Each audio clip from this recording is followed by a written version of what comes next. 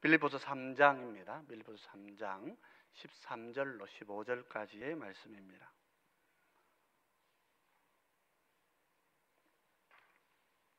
빌립보서 3장 13절로 15절까지의 말씀, 우리 다 같이 함께 합독해서 봉독하도록 하겠습니다. 우리 같이 읽겠습니다. 형제들아, 나는 아직 내가 잡은 줄로 여기지 아니하고 오직 한 일, 즉 뒤에 있는 것은 잊어버리고 앞에 있는 것을 잡으려고 푯대를 향하여 그리스도 예수 안에서 하나님이 위에서 부르신 부름의 상을 위하여 달려가노라. 그러므로 누구든지 우리 온전히 이룬 자들은 이렇게 생각할지니, 만일 어떤 일에 너희가 달리 생각하면 하나님이 이것도 너희에게 나타내시리라. 아멘. 예, 우리 오늘 말씀 좀 생각하기 전에 어제 제가 이 임페라티브, 성경에 나와 있는 명령을 좀 어떻게 이해해야 되는가, 시간이 조금 급해서 좀 빨리 좀 마쳤습니다만은, 우리가 이런 오해를 하지 않아야 됩니다. 하나님께서 이렇게 지키라 이런 말씀을 주시는 것은 네가 지킬 수 있기 때문에 그렇게 주는 것이다, 그렇게 생각하면 안 되는 거죠. 그러니까 우리가 그 말씀을 잘 받아야 됩니다. 율법이 왜 우리에게 주어져 있는가 하는 거죠. 자칫 잘못 생각하면 율법 잘 지켜서 우리가 온전하게 될 수 있다, 그런 사상을 오히려 자칫 가질 수가 있는 거예요. 근데 하나님께서 우리에게 말씀하실 때에는, 이 율법을 주셨을 때에는 그냥 우리가 지킬 만한, 우리 선에서 우리 인간이 노력하면 할 수 있을 만한 것을 보여주신 것이 아닙니다. 그 타락한 인간으로서는 이룰 수 없지만은 하나님의 형상이신 거룩과 의의 삶 그 자체를 선포하신 거다, 그렇게 봐야 되죠. 그러니까 우리가 이 계명을 볼 때마다 이게 하라 하는 말씀으로 주어지지만은, 그 말씀을 볼 때마다 우리는 어때요? 내가 이런 거룩의 삶을 평생 지속적으로 계속해서, 한두 번은 내가 그럴 수 있지만 계속해서 이렇게 살아갈 수가 없구나. 그렇죠. 우리가 살인하지 말라, 예수님 뭐라 그럽니까? 미워하는 것도 살인이라 그러신데, 내가 미워 안 하고 살 수 한두 번 있죠, 한두 번. 근데 살아보면 미워 안 하기가 안 되는 거예요. 그죠? 근데 예수님은 그걸 미워하지 말라 하는 법으로 주셨다. 그 지킬 수 있는 거니까 주신 거다, 이렇게 생각해버리면 계명은 아무도 이룰 수가 없지요. 근데 이건 지킬 수 없지만 하나님께서 그 명령을 주신 건 뭐예요? 하나님이 말씀하시는 삶, 하나님께서 우리에게 원하시는 이 삶의 수준이라고 하는 게 어떤 거예요? 우리 인격이 어떤 것이냐 말이에요. 거룩과 의의 인격이라고 하는 것, 그 말씀을 볼 때마다 내가 저렇게 살 그런 인격이 못 되는구나, 반대로 내가 죄인이구나, 그걸 깨달아야 되는 거예요. 그러면 이것을 온전히 사시고, 그래서 하나님 앞에 의롭다고 인정받으시고, 그래서 그 의를 나한테 입혀주실 중보자로 예수님이 오셨구나, 그 예수님을 내가 믿고 의지해서 그 의를 내가 입어야 되겠구나, 이 계명을 볼 때마다 그렇게 생각해야 된다는 거예요. 이걸 내가 지켜야지. 종종 감리교 웨슬리 같은 사람들, 그 온전한 의를 이룰 수, 성령에 충만하면 온전한 의를 이룰 수 있다. 그래서 죄 짓는 사람은 성령 충만 안 한 것처럼 그렇게 가르치는. 웨슬리는 오리겐을 연구하고 항상 수도사 생활을 사모했던 사람이에요. 이 캐톨릭 신학이 다 수도원 출신들이 이제 교황이 되면서 이 사람이 이룰 수 없는 이 이교의 이런 생각들, 내가 도 닦으면 나를 깨끗하게 할 수 있게, 깨끗하면 하나님이 나를 비춰주지, 그럼 내가 저 조명의 큰 길로 갈 수 있다고 하는 이런 이 수도원적인 사고가 중세 세계를 어둡게 만들었던 세계관입니다. 그건 신앙이 아니고 그건 하나의 철학이고 세계관이죠. 그래서 우리 성도들은 하나님 말씀을 볼 때마다 그 말씀의 그 고귀한 인격성, 이 인격은 주님만이 이루신 인격이에요. 그거 보면서 내가 이렇게 못 사는구나, 그 생각하고 항상 주님을 가까이 해야 되는 거예요. 모세 율법이 뭐 지키라고 준 법이니까 행위법이다, 성경을 잘 몰라서 그런 얘기 하시는 분들이, 그런 얘기는 여러분 귀에서 멀리 하시는 게 좋습니다. 내가 항상 주님을 가까이 하는 수단이에요. 십계명을 가까이 해야 주님을 가까이 하는 거예요. 계명 옛날 법인데 필요 없는 거 아니요. 그게 하나님이 우리에게 예수님 안에서 주신 거룩이다. 그렇게 항상 보시고 가까이 읽으시고 외우시고 십계명 외워야 되는 것입니다. 그래서 외우시고 삶 속에서 항상 그렇게 주님을 보시는 그런 여러분 되시면 좋겠습니다. 이제 우리는 어제 이 성도의 견인을 얘기하면서 그 말씀을 결론적으로 조금 말씀을 좀 드렸었는데 그것까지 다 설명해야 되는데 시간이 좀 촉급해서 오늘 좀 미뤄두었습니다. 이제 견인의 삶에는 자기를 부인하는데 어디까지요? 죽기까지. 그래 하면 내가 이룰 수 있습니까? 그렇지 않죠. 우리는 정죄함이 없어요. 그렇기 때문에 이걸 다 이루지 못한다고 하나님이 나무라시죠. 바울은 한편으로는 죄와 믿음의 삶이 함께하는 것을 통곡하면서도 한편으로는 내 삶 속에 마음으로 하나님 법을 지키고자 하는 열망이 있는, 그런데 몸은 저식하고 있는 이 갈등을 감사한다 그러죠. 왜요? 정죄함이 없으니까. 왜 그러면 율법을 지킵니까? 왜 나를 부인하라고 하십니까? 여기 우리 새 삶이니까. 그게 성도가 어떻게 죄로 함께 살겠냐 말이에요. 그런데 내 속에 죄성이 나를 그렇게 끌어가지만 나는 절대로 그래서 죽기까지 하나님 앞에 내가 거룩을 이루어 가기를 힘써야 된다. 자기를 부인해야 된다 하는 것을 우리가 살폈습니다. 근데 오늘 우리가 좀 보려고 하는 것은 이 견인의 삶의 또 하나의 모습이죠. 그것은 미래를 항상 묵상하고 현재를 좀 가볍게 생각하는, 현재를 경멸한다, 이런 우리 신앙의 선배에서 사용했던 작은 용어가 그렇습니다. 미래를 묵상하고 현재를 좀 경멸하고 가볍게 생각하자 하는 것입니다. 그래서 우리 성도는 미래를 내 삶의 표대로 삼아야 됩니다. 미래가 표대가 되어야, 종말의 날이 표대가 되어야 오늘 이 세상 속에서 이 세상의 것을 내가 가볍게 볼 수 있는 은혜를 누리고 있는 것이죠. 그래서 오늘 미래를 꿈꾸고 현재를 과도하게 무게 있게 두지 않는 그런 삶, 이 견인의 삶에 대해서 견인의 또 다른 얼굴을 함께 묵상하는 그런 시간이 오늘 아침에 좀 함께 가지고자 합니다. 이 미래를 꿈꾼다고 하는 말, 혹은 미래를 묵상한다 하는 말은 좀 더 쉽게 얘기하면 죽음, 내 죽는 날을 소망하면서 산다, 그런 뜻입니다. 물론 이것은 죽음을 예찬해서 빨리 죽어버리자 하는 그런 것을 말하는 게 아닙니다. 이 세상에는 이런 악한 자들이 있어요. 하나님께 주신 생명을 가볍게 여기고 이 세상 별거 아니니까 이 세상은 잘라내버리고 우리는 빨리 가서 그냥 죽으면 된다, 낙관적인 미래가 오늘보다 더 미래가 좋을 거라고 생각하고 생명을 가볍게 여기는 자들이 종종 있어요. 이단들은 미래의 천국을 과도하게 홍보하고 근거 없는 확신을 가지고 이 지상의 삶을 무시하고 그냥 죽자. 나쁜 놈은요, 그거 다 헌금 다 걷어가지고 다른 사람 다 죽게 하고 그 돈 갖고 세상 떵떵거리고 잘 사는 그런 거짓된 악한 이단들이 있어요. 뭐 이단이라 할 것도 없고 이건 사이비 종교 교주처럼 그런 존재들이란 말이에요. 우리가 죽음 이후의 삶이라고 하는 것은 이 땅에서 내가 예수 그리스도를 만나고 이 땅에서 내가 구원을 얻은 자가 아니라면 죽음 이후는 심판 후에 아무것도 없습니다. 죽음은 두려운 것이고 영혼을 불지옥에서 보내는 고통이란 말이죠. 회개가 없는데, 회개의 삶을 가져본 적이 없는 사람이 천국으로 들어갈 수가 없단 말이죠. 그런데도 종종 이 사도들을 보면 이 죽음을 소망하는 모습을 가지고 있습니다. 이 성경을 보면 그렇죠. 특히 빌립보서에서 사도 바울은 죽음을 갈망합니다. 우리 빌립보서 1장 23절 한번 볼까요? 같이 한번 보십시다. 같이 읽겠습니다.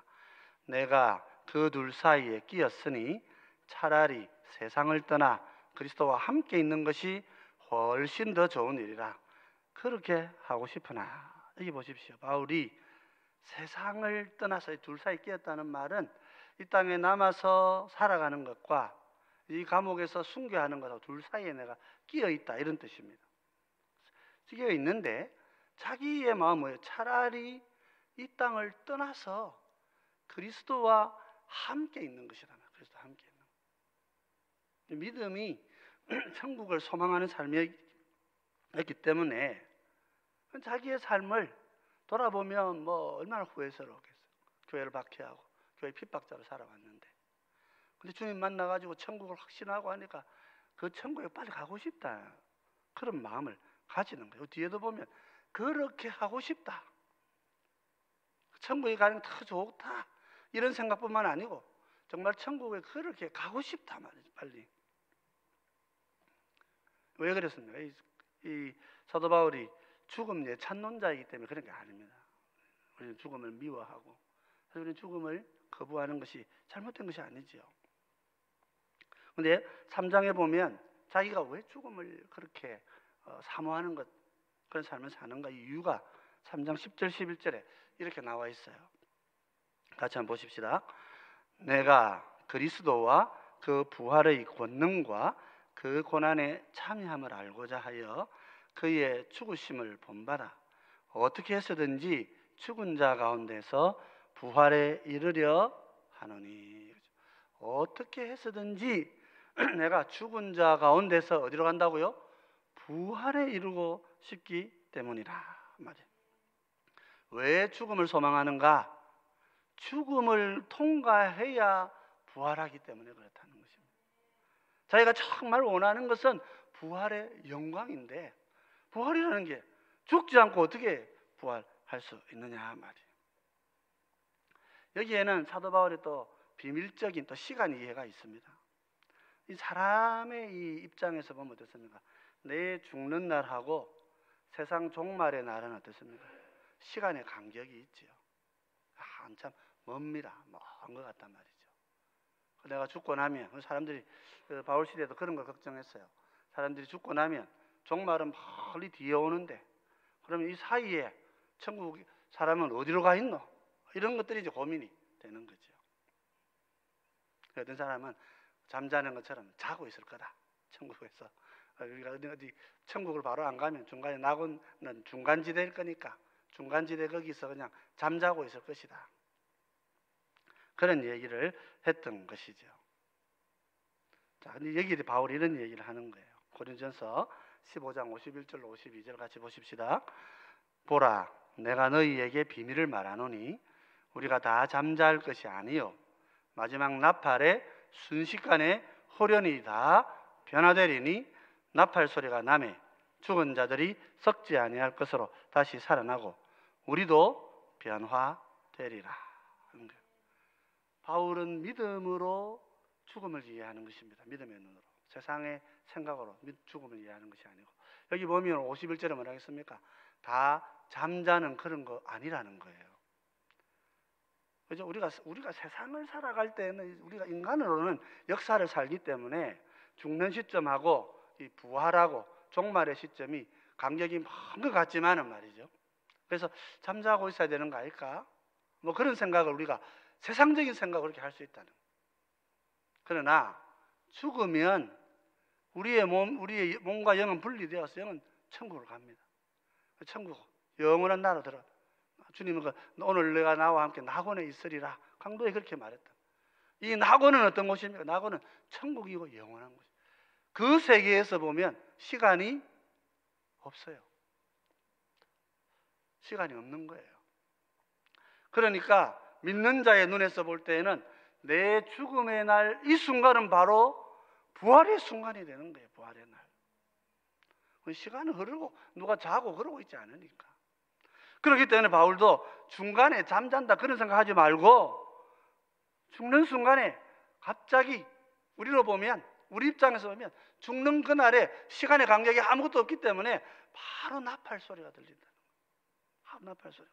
순식간에 새 몸으로 부활되어서 그렇게 종말의 날에 그들이 찾아오고, 나 그때까지 안 죽고 있다, 우리는 변화되어서 그들과 함께 영원한 나라에, 그렇게 영원한 새 시대, 새 하늘과 새 땅으로 들어갈 수 있게 될 것이다, 그렇게 말하고 있는 거예요.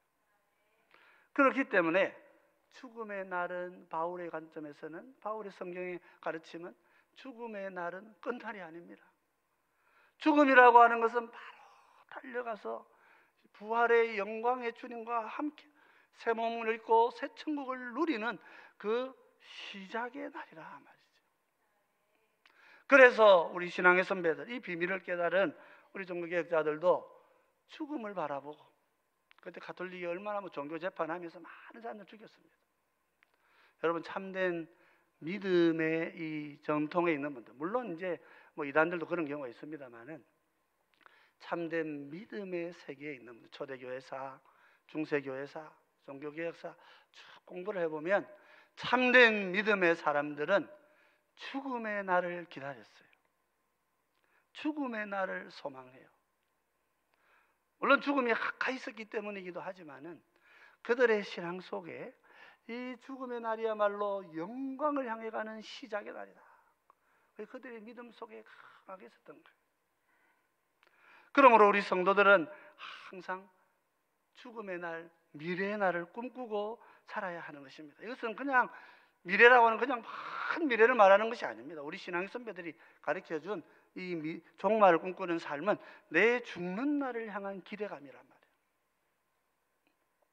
제가 회심을 설명하면서 우리 개혁교회 신앙의 선배들이 이 회심의 신앙, 이거 회심이라고 하는 믿음을, 하나님의 은혜 안에서 내가 예수 그리스도를 구주로 영접하는 믿음이 주어지는 순간에 이 큰 회개를 깨닫고 어느 날 어느 시점에, 중생은 언제인지 모르지만은 그러나 분명히 회심의 삶이 있다, 회심의 체험이 있다고 신앙으로 고백하고 그렇게 목회로 실천하고 그렇게 사셨던 이 많은 우리 이 종교개혁자 목사님들은 마음에 40살에 질병으로 죽으나 60살에 또 70살에 그렇게 세상을 떠나나 다 마음의 소망이 가장 내 죽는 날에 있었던 거예요. 내 죽는 날, 내가 가장 바라고 산 날, 죽음 앞에 있는 동료 목사에게, 나이 드신 이 신앙의 선배 목사님들이 질병 때문에 죽어가는 이 장래의 이 우리 웨스민스터 신앙 고백서를 거의 기초했다고 할 수 있는 그런 인물들, 그렇게 이렇게 질병 속에서 죽어갈 때 그에게 질문이 있어요. 형제는 이 죽음을 기쁨으로 준비하고 있는가? 질문해요. 그분은 뭐라 그럽니까? 내가 최고로 기다린 날입니다. 이 세상에서 글 쓰고 책 남기고 그런 게 내 소망이 아니고, 나는 영원한 아버지의 품 안에, 그리고 영생 부활을 통하여 영생을 누리는 내 죽음의 날을 가장 소망하고 기다리고 지금까지 달려왔습니다. 그러는 거예요. 우리 빌립보서 3장 13절 14절 한번 읽어보십시다. 같이 읽어볼까요? 형제들아, 나는 아직 내가 잡은 줄로 여기지 아니하고 오직 한 일, 즉 뒤에 있는 것은 잊어버리고 앞에 있는 것을 잡으려고 표대를 향하여 그리스도 예수 안에서 하나님이 위에서 부르신 부름의 상을 위하여 달려가노라. 우리 신앙의 선배들의 이 삶이 바울의 삶과 같아요. 바울은 내 앞에 있는 이 죽음의 날을 향해 나는 달려간다. 이게 그냥 단순하게 큰 미래를 이렇게 생각한 게 아니란 말이죠. 내 앞에 있는 이 죽음의 날을 향해 내가 달려간단 말이죠. 지금까지 살아오면서 내가 붙잡은 거, 내 삶에 이런 복음의 역사, 나타났던 증거들, 내가 가진 하나님의 놀라운 일들, 그걸 내가 붙잡고 하는 게 아니고 내 죽음의 날을 내가 달려간다. 그게 나의 표대이고 그것이야말로 나의 부름의 상이 있는 그 날이다 말이에요. 여러분, 이것이 사도의 삶이었고 이것이 신앙의 선배들의 삶이고 이것이 우리 개혁교회 성도들의 소망이고 꿈이었다는 사실을 여러분 가슴에 붙으셔야 되는 거예요. 그렇기 때문에 이분들의 삶은 뭡니까? 현재의 영광은 좀 가볍게 생각합니다. 가볍게. 이 땅에서 누가 훌륭하십니다, 이번에 이런 책을 내셨네요, 훌륭하십니다, 그거 아무것도 아니에요. 그냥 하나님이 나한테 맡기신 일 내가 하는 거라고. 그죠? 우리 빌립보서 1장 24절 한번 볼까요? 같이 한번 보십시다. 읽겠습니다.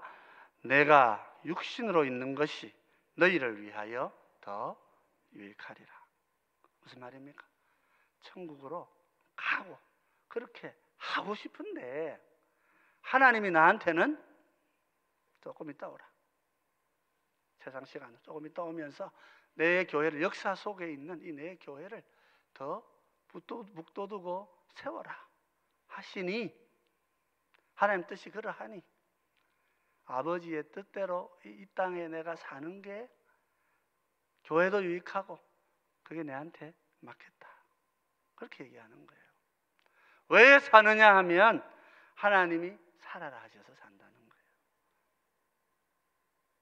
왜 사느냐 하면 이 세상에서 더 큰 성공이 남아있기 때문에, 더 큰 할 일이 남아있기 때문에 사는 게 아니란 말이에요.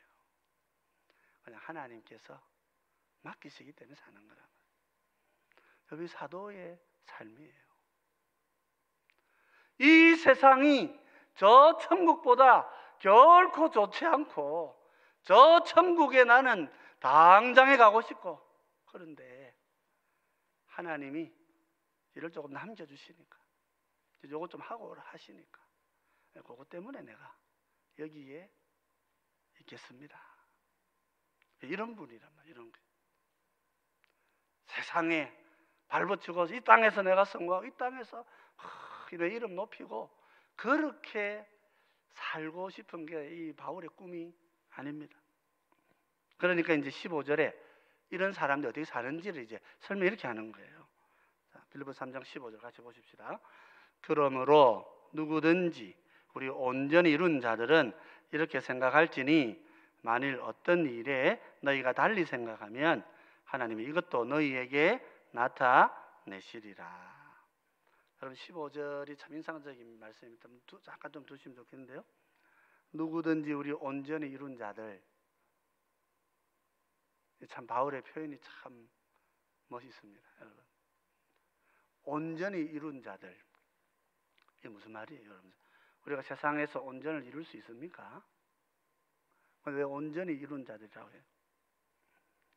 이게 이제 사도 바울이 현재를 사는 태도인 거예요. 무슨 말입니까? 내가 사도로 사는 부름을 받고, 자기는 예수님을 환상 중에 만나고 주님의 음성을 들었고, 지금도 갖가지 방언으로 기도하고, 지금도 여러 가지 일들 중에 이렇게 예언을 보고 하나님의 은사를 체험하고, 지금도 고난을 받고 그렇게 살고 있는데,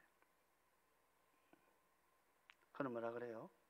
교회의 싸움, 빌립보에 싸우기 때문에 지금 편지를 보내는 거 아닙니까? 다툼을 갖기 때문에. 감옥에 있는 그가 이 다투는 교회의 지도자들을 보고 뭐라 그래요?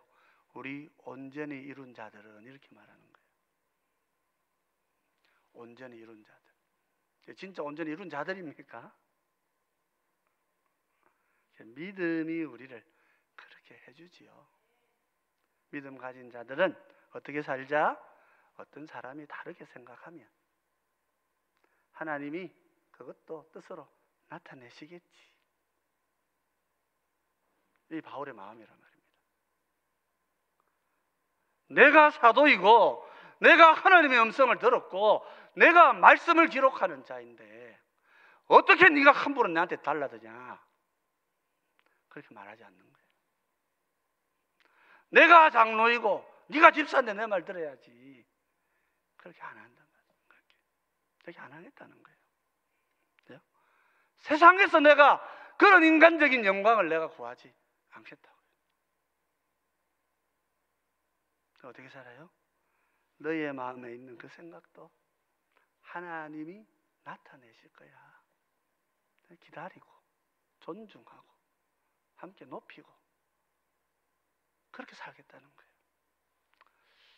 여러분, 교회 안에 다툼이 일어날 때에 성경 구절 탁 붙이고 무슨 명분을 들이대고, 정말 그것 때문에 하는 거 맞습니까? 하나님의 교회를 바로 세워야지. 진짜 그것 때문에 그렇게 하는 거 맞냐고요. 사실 돌아보면 우리는 아무도 하나님의 영광에 관심이 없어요. 그냥 내 영광에 관심이 있다고요. 목사님 그렇게 하면 안 됩니다. 정말 교회와 하나님 나라를 위해서 그렇게 합니까? 그런 사람 없어요. 다 자기 거 나타내고 싶어서 그래요. 다 내가 대장 되고 싶은 거예요. 그죠? 왜 목사님이 대장 하려고 그럽니까? 왜 장로님이 자기들 마음대로 대장 하려고 그럽니까? 왜 아버지가 그냥 대장 하려고 그러노? 우리 집에 왜 학교 선생님이 자꾸 대장, 왜 대통령이 대장 하려고 그러노? 내가 대장, 내가 주인이지. 오늘 우리 시대 정신 아니에요. 세상을 너무 무겁게 생각하고 사는 거예요. 이 땅에서 내가 높은 게 너무 중요한 거예요. 빌립보에 교회를 세워놨더니 교인들이 모여가지고 전신의 집사 장로 그렇게 돼가지고 전신의 지 이름 다 나타내려고 그렇게 다투고 살더라 이 말이죠. 천국을 내 목표로 사는 나는 그러면 어떻게 사느냐? 천국이 내 영광이 나는 어떻게 사느냐? 성경을 기록하고 너에게 복음을 전해준 나는 어떻게 사느냐? 우리 다 온전히 이룬 자들로 다 받아주겠다고 말이죠.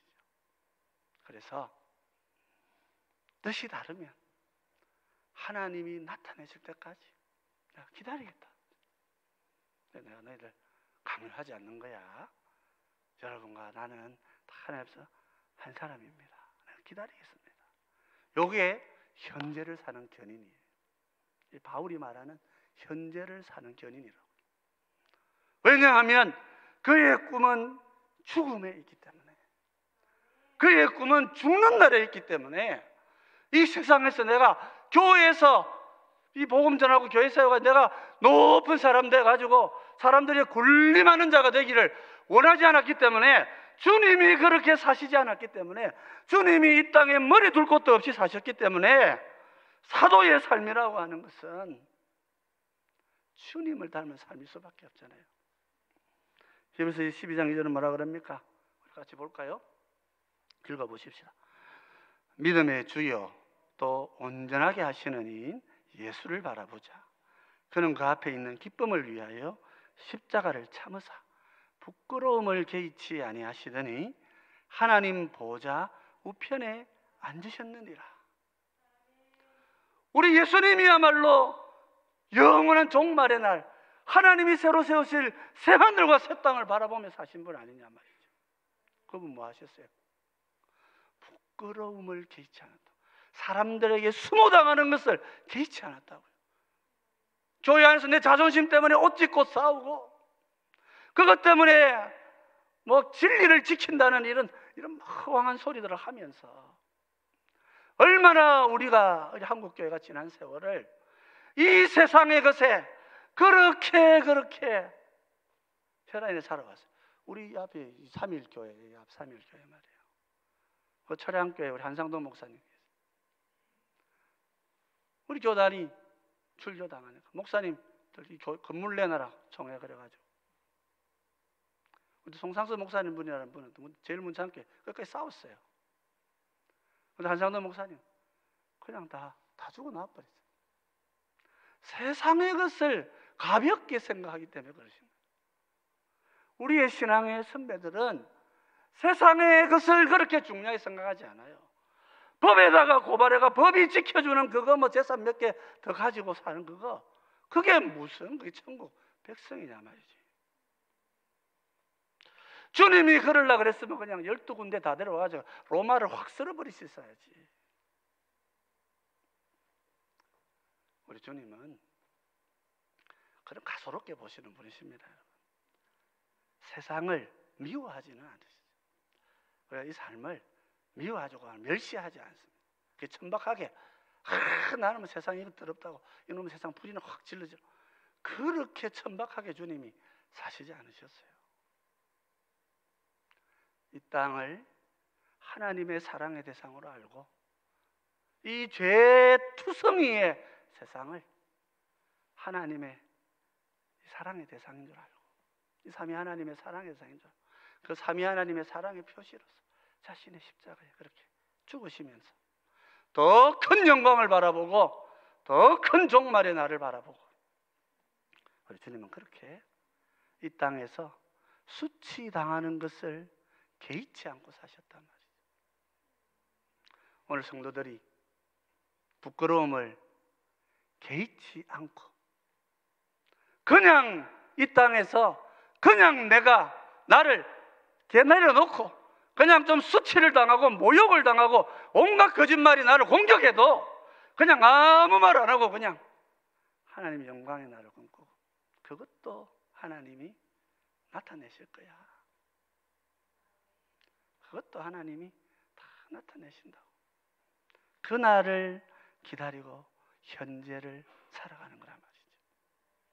성도 여러분, 우리는 미래를 주님이 주실 이 죽음의 날을 소망하며 사는 성도가 되시기 바랍니다. 우리 성도제일교회 성도들은 죽음의 날을 두려움의 날로 갖지 않고 죽음의 날을 영광의 날로 알고 내 이 날에 영원한 천국을 볼 것이다. 그래서 이제 칼빈이나 이런 분들 마지막 정말 죽음 전에 이 설교를 읽어보면은 남아있는 사람들을 걱정해요. 남아있는 분들 걱정한다. 나는 천국 가는데 이제 이 어려운 핍박의 시대를 여러분 견디고 주님의 복음은 여러분들을 끝까지 지켜주실 것이라고. 성도 여러분, 우리 예수님은 이런 한 가지 우리에게 경고를 하신 게 있어요. 마태복음 6장 24절입니다. 같이 한번 보십시다. 한 사람이 두 주인을 섬기지 못할 것이니 혹 이를 미워하고 저를 사랑하거나 혹 이를 중히 여기고 저를 경히 여김이라. 너희가 하나님과 재물을 겸하여 섬기지 못하느니라. 잘 기억하셔야 됩니다. 여러분. 돈, 주님 딱 말씀하셨어요. 이 세상은 돈하고 같은 거예요. 돈과 하나님을 겸할 수 없다. 돈 섬기는 거하고 세상 좋아하는 거, 이 땅 너무 좋아가지고 험한데 여행 다 못 가가지고 못 죽겠다는 분들이 있단 말이죠. 이 세상에 너무 그렇게 미련을 두지 마시라고요. 죽을 때 내 은행 통장에 돈이 잔뜩 남아가지고 자식들한테 내 자식들끼리 싸우고 이런 불행한 삶이 없는 거예요. 다 죽을 때 통장도 제로로 만들어놔야 되는 거예요. 하나님 나라 위해 사용하고 천국의 재물을 쌓아야죠. 그죠? 두 주인을 겸하여 섬길 수가 없습니다. 여러분 세상을 너무 사랑하지 마세요. 내가 아직 이거 못 일어났는데 하나님이 안 주시면 천국에서 안 뭐라 하십니다. 걱정 안 해도 되는 거예요. 하나님의 나라에서 내가 주님의 영광과 함께 살기를 꿈꾸면서 세상의 것을 좀 가벼이 경멸할 줄 알아야 돼요. 세상의 것을 좀 별거 아닌 걸로 생각해요. 별거 아닌 걸로. 세상의 영광 별거 아닙니다, 여러분. 교회에서 뭐 대장 안 되셔도 돼요.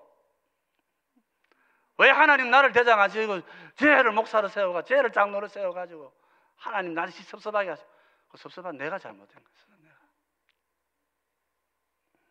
하나님의 교회는 하나님 이루고 가시는 거예요. 하나님 거니까. 목사가 교회 집권 줄 알고 그거 오해하면 그럴 필요가. 맡은 동안에는 죽자고 헌신하지만은 저는 저를 위해서 이렇게 노는 거 아닙니다. 제가 여러분들 설교하려고 제가 주일 오후 예배 좀 쉬워 보이죠? 별거 아닌 것 같죠? 제가 그 전체 책을 8권 정도를 참고하는 겁니다. 그게 일주일이 얼마나 바쁜지 모르겠어요. 자꾸 이렇게 좀 뭘 일 좀 하자고 불러내셔가지고 제가 참 시간을 넣고 하는데 자꾸 그러셔서 내가 참 답답할 때가 많아요. 다들 우째 목회를 다 하시노? 그래 생각해요. 그럼 내가 맡을 때까지 내 일이고 이 세상의 것 그렇게 대단한 거 아닙니다. 그래서 우리 견인의 삶이라고 하는 거 여러분 마음에 잘 붙으시기 바랍니다. 하나님께서는 천국의 영광을 천국의 최고의 면류관을 준비하고 계신 분이세요.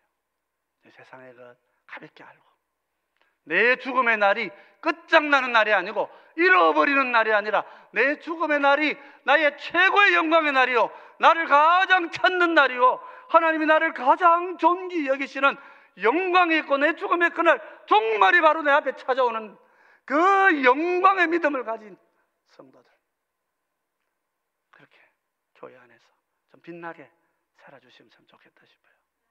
그런 분들을 보면 저도 힘이 날 것 같아요. 그렇게 여러분 우리 모두가 다 이 땅 가운데 너무 소망 갖지 말고 천국의 소망을 다 주시고 주님과 동행하시고 그렇게 살아가시는 주의 백성들이 되시기를 주의 이름으로 축원드립니다.